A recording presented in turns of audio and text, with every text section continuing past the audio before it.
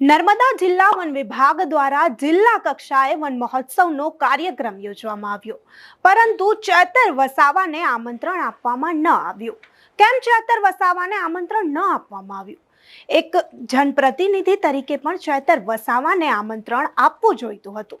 હવે ચેતર વસાવા આ મુદ્દે પોતાની પ્રતિક્રિયા આપી રહ્યા છે। ચેતર વસાવાએ આ મુદ્દે શું કહ્યું, પહેલા તે સાંભળીએ। આજે નર્મદા વન વિભાગ દ્વારા જિલ્લા કક્ષાના વન મહોત્સવનો કાર્યક્રમ રાજપીપળા સરદાર ટાઉન હોલ ખાતે રાખવામાં આવ્યો હતો।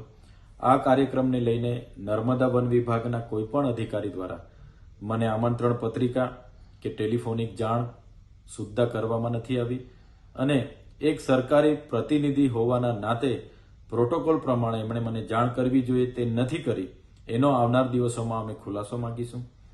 બીજું, મનસુખભાઈ વસાવાએ નામજોગ આક્ષેપો કર્યા છે કે ચૈતર વસાવા ધારાસભ્ય હોય અને જંગલો કપાવી રહ્યા છે, ત્યારે મનસુખભાઈ વસાવા ડેડિયાપાડા અને સાગબારામાં આવીને જોઈ નર્મદા જિલ્લામાં જો સૌથી વધારે જંગલો હોય તો એ અમારા ડેડિયાપાડા અને સાગબારા વિસ્તારમાં છે। આજે પણ અમારા આદિવાસી સમાજ જંગલ સાથેનો નાતો છે। આજે પણ ડેડિયાપાડાના 46 ગામો અને સાગબારાના પણ ગામો આજે જંગલના ગામો તરીકે ઓળખાય છે અને જંગલમાં વસવાટ કરે છે। આજે એમના ઘરો પણ ત્યાં છે, એમની ખેતી પણ ત્યાં છે અને ઘણા લોકોના પેન્ડિંગ દાવાઓ છે, એ પણ સત્વરે આવનાર દિવસોમાં મળે એ સરકારમાં અમે રજૂઆત કરવાના છે અને ડેડિયાપાડા અને સાગબારાનું જંગલ સચવાય એવી રીતના અમે પણ પ્રયાસો કરીએ છીએ।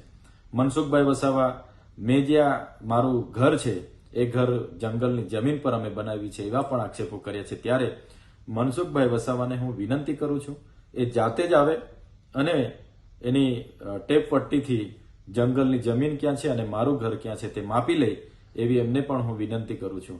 મનસુખભાઈ અવારનવાર આવા નિવેદનો કરવાની એમની ટેવ છે। ચૈતરભાઈનું નામ લીધા વગર એમની રાજનીતિ ચાલવાની નથી। એટલે મનસુખભાઈ, એમની ચાલ, એમનો ચહેરો, એમનું ચરિત્ર અમારા લોકો જાણી ગયા છે। એટલે મનસુખભાઈ દુઃખી થઈને આવા નિવેદનો આપ્યા કરે છે અને એને લઈને અમારે કોઈ લેવા દેવા નથી।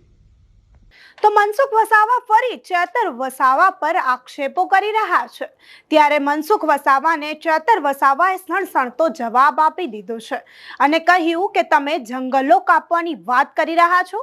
મારા મત વિસ્તારમાં સૌથી વધારે જંગલ વિસ્તાર છે, મારા મત વિસ્તારમાં સૌથી વધારે વૃક્ષો છે, તમે આવીને એકવાર જોઈ લો। આ છે ચેતર વસાવાનો મનસુખ વસાવાને સણસણતો જવાબ।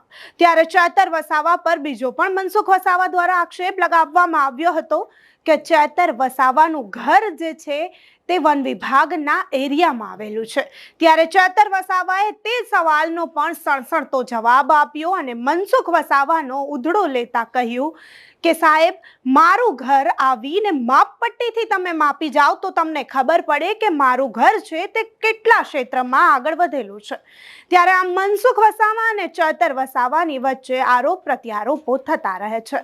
ત્યારે ચેતર વસાવાનું જે અત્યારે નિવેદન છે, જે રીતે તેમણે મનસુખ વસાવાને સણસણતો જવાબ આપ્યો તેના વિશે અને મનસુખ વસાવાએ ચેતર વસાવા પર જે આક્ષેપો કર્યા અને ચેતર વસાવાને જે વન વિભાગ મહોત્સવના કાર્યક્રમમાં આમંત્રણ નથી આપવામાં આવ્યું તેના વિશે તમે શું વિચારો છો, અમને કમેન્ટ કરી ચોક્કસથી જણાવજો તથા અમારી ચેનલ નિર્ભય ન્યૂઝને લાઇક, શેર અને સબસ્ક્રાઇબ કરવાનું ભૂલશો નહીં। આભાર।